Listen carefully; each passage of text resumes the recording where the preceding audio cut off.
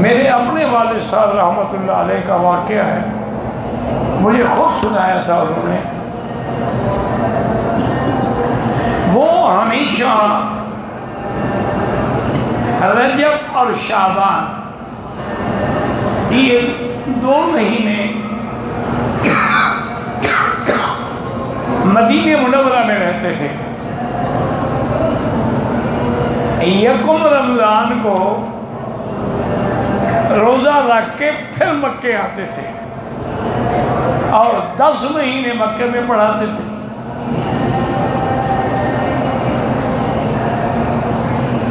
کیونکہ رمضان کا روزہ جو ہے وہ حضور کے ساتھ حج کے برابر ہے،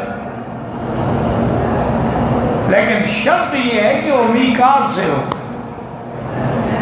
یعنی آدمی اپنے وطن سے عمرہ کرے یا مدینہ پاک سے کرے یا طائف سے کرے یا یلملم سے کرے یا جوفہ سے کرے، یعنی میقات سے۔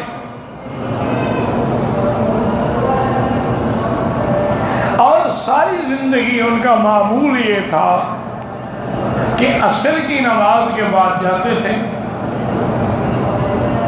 ریاض الجنہ میں استوانہ سیدہ عائشہ صدیقہ، جس ستون میں لکھا ہوا ہے استوانہ سیدہ عائشہ صدیقہ رضی اللہ عنہ، اسی کے پاس بیٹھتے تھے۔ اس کی 2 وجوہ تھی، ایک تو حضور نے بی بی عائشہ کو بتایا تھا کہ یہ خاص اللہ کی رحمت کا مقام ہے، اور دوسرا والد صاحب کہتے تھے کہ عائشہ ہماری اماں ہے، تو قیامت میں جب ہم اماں کا دامن پکڑ لیں گے تو اللہ ہمیں چھڑوا دیں گے۔ ماں ہے، اماں گناہگار اور گندے بچوں کو بھی گلے لگا لیتی ہے۔ والد صاحب فرماتے ہیں کہ میں بیٹھا ہوں، تلاوت کر رہا ہوں اور اندھیرا ہوتا جا رہا ہے۔ جوں نماز عشاء کی پڑھ کے میں نے ختم کی، میری نظر بالکل بند ہو گئی۔ وہ ایسا ایسا آ رہا تھا مویا بھیجا، اور پھر آخر حد میں آ کے نظر ختم ہو گئی۔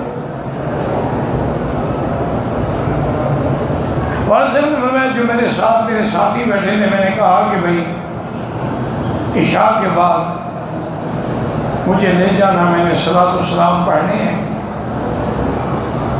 میں نے صلاۃ والسلام پڑھی اور اس کے بعد باب جبریل کے پاس آ کر قبلے کی طرف رخ کر کے کھڑا ہوا، اور میں نے کہا کہ یا اللہ، تیرے اس حبیب کی حدیث پڑھاتے ہوئے زندگی گزر گئی، آخری عمر میں آپ نے اندھا بھی کر دیا۔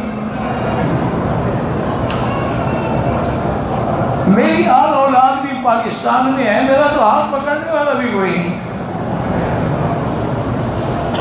بلوچ آدمی تھے، عام آدمی کو تو ہاتھ نہیں پکڑنے دیتے تھے نا، ناراض ہو جاتے۔ کہتی ہے میں دعا مانگ کے آیا تو باب النساء جو تھا نا اس وقت، اس پہ ایک ہمارے ملک کا آدمی تھا، غلام حیدر نام تھا اس کا، بڑباب تھا اس دروازے کا۔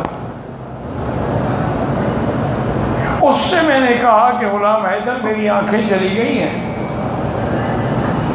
اب میں اگر اپنے مکان پہ جاتا ہوں تو صبح تہجد میں مجھے کون لے آئے گا؟ تم مجھے کوئی سرانہ لا دو، کوئی کپڑا دے دو، میں یہیں بچھا کے سو جاتا ہوں، تاکہ صبح مجھے جگہ بھی دینا اور حمام قریب ہے، وضو بھی کروا دینا۔ انہوں نے کہا جی ٹھیک ہے، اس نے سرانہ دیا، کھیس دیا۔ کہتے ہیں میں بچھا کے سو گیا۔ ان کی عادت مبارک تھی، وہ درود شریف پڑھتے پڑھتے سو جاتے تھے۔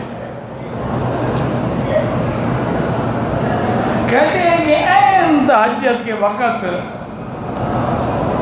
مجھے کسی نے سر میں اتنی زور سے چوٹ ماری کہ میری نیند بھی کھل گئی، میں نے کہا شاید گزرنے والے نے کوئی بوٹ سے پاؤں مارا ہے. جب نظر اپنا نیند پوری دیکھا میری نظر بحال ہے. تو حضرت مولوی مکی میں نے جیب میں ہاتھ ڈال کے تیرا خط نکالا بغیر اینک کے پڑھا, بالکل بحال ہو.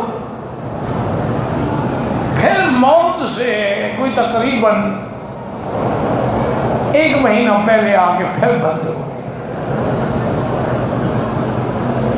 میں نے بڑی کوشش کی, شاگردوں نے بڑی کوشش کی. انہوں نے کہا حضرت اس بیماری کا علاج ابھی مکے میں تو نہیں ہے, لیکن لندن اور امریکہ میں ہے. تو شاگرد آپ کے سارا انتظام کرنے کے لیے تیار ہیں. اگر 1 ہفتے کے لیے آپ لندن چلے جائیں, آپریشن بھی ہو جائے گا, علاج بھی ہو جائے گا. مجھے کہنے لگے کہ مولوی مکی تم اسی لیے آئے تھے میرے پاس کہ مجھے اللہ کے گھر سے نکالو. القیام فیہا سعادت والخروج منہا شقاوت. مکے میں رہنا سعادت ہے اور نکلنا بدبختی ہے. تم مجھے بدبخت بنانا چاہتے ہو؟ اور حضور کی حدیث ہے کہ من اخذ حبیبتہ فی آخر عمرہ وجبت لہ الجنہ. جس کی آنکھیں ہم آخری عمر میں لے لیتے ہیں اس کے جنت کا فیصلہ کر دیتے ہیں. تو مجھے جنت سے معلوم کرتے ہو. تو بہرحال کہنے کا مقصد یہ تھا کہ دعا آج بھی منظور ہو سکتی ہے.